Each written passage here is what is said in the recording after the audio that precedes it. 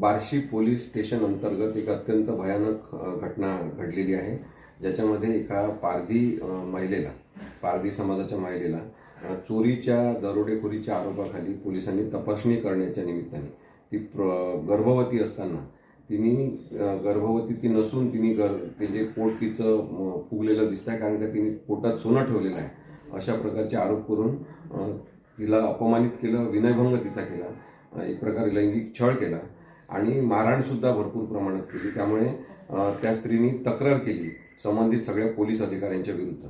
आणि जेव्हा हे प्रकरण वाढायला लागलं आणि पोलिसांविरुद्ध चौकशीचे आदेश पारित झाले, तेव्हा संबंधित पोलीस अधिकारी जे आहे ते आताही त्या पारधी कुटुंबावर आणि त्या महिलेवर सतत दबाव आणत आहेत। त्या दबावामुळेच महिलेने परत तक्रार केलेली मी मागे घेते, माझी काही तक्रार नाही, अशा स्वरूपात लेखीसुद्धा पुन्हा पोलिसांकडे दिलं।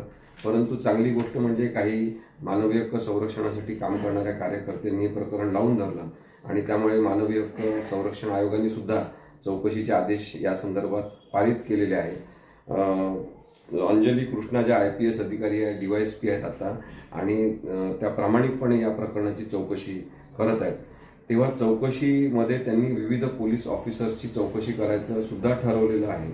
असं असताना काही पोलीस ठाण्याचे म्हणजे बार्शी पोलीस ठाण्याचे धनराज केकान आणि ढेरे साहेब म्हणून जे आहे असे काही पोलीस अधिकारी हे पुन्हा त्या पारधी भगिनीकडे गेले आणि त्यांनी तिच्यावर दबाव आणला की तू काय स्टेटमेंट दिलेलं आहे अंजली कृष्णा मॅडम समोर ते आम्हाला सांग। पुन्हा त्यांनी हे सांगितलं की त्यांच्यासमोर काही सांगायची गरज नाही, तू आता आमच्यासोबत गाडीत बसून चल। अशा पद्धतीने वेगवेगळ्या प्रकारच्या बेकायदेशीरता, हिंसाचार आणि मारहाणीचे प्रकार हे होत आहेत।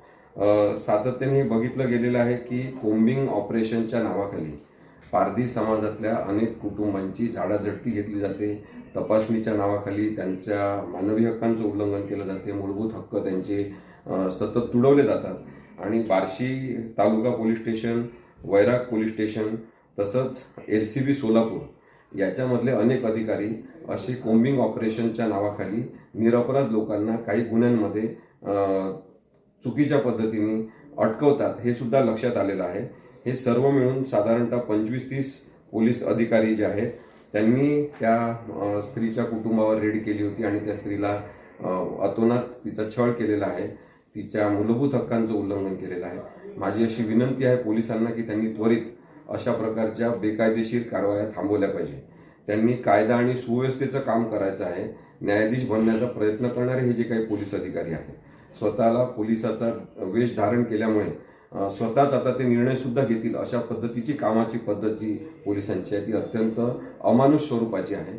या सगळ्या पोलीस अधिकाऱ्यांचं निलंबन झालं पाहिजे, यांच्यावर गुन्हेगारी केसेस दाखल झाल्या पाहिजे आणि अशा काही पोलीस अधिकाऱ्यांमुळे संपूर्ण पोलीस विभाग, पोलीस प्रशासन बदनाम होत आहे याची वरिष्ठ पोलीस अधिकाऱ्यांनी जाणीव ठेवली पाहिजे असं मला वाटते।